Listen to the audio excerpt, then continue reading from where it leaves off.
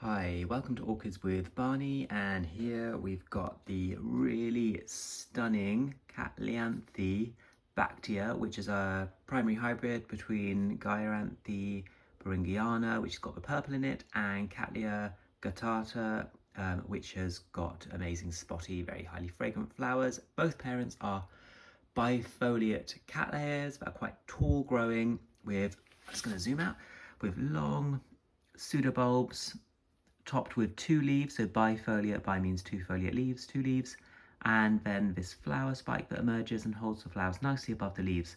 It's the first flowering you can see on a relatively young plant, a newest pseudobulb. This one is significantly taller than the previous ones, and then hopefully the next growth will be even bigger. It's got two flowers, which is fine. It's the first flowering. I wouldn't expect more. But I hope in time, next year and year after, it'll increase the number of flowers and we'll get good sized clusters. The flowers are really big, but I think that's mainly because it's only produced two. I think Cattlianthe Bactia normally has slightly smaller flowers than this, but more of them. So it's quite nice to have these large flowers anyway, because it makes a really good show. And they're incredibly fragrant. It's a really, really pleasant fragrance. Really hard to describe it. Floral. And I've not smelled any other flower like this, so it's really hard to compare. And it doesn't smell like anything, but it doesn't remind me of anything to smell. It's quite unique, but really, really pleasant and quite strong. It'll sort of waft gently if there's a bit of air movement. So highly recommendable, very fragrant orchid. And I love these glossy petals. They're so stunning. I love this little folding over here on the column and the paleness that draws your eye to the center. I think it's a really great form of this particular primary hybrid.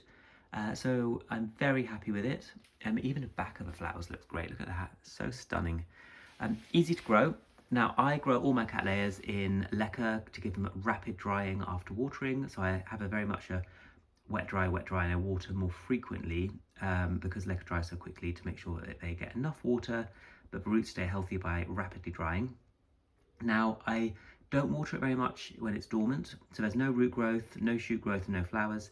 Then it's dormant, which is most of the winter, and then I keep it on quite dry and high humidity, good airflow, bright light all the time, and warmth. Wants to be grown warm.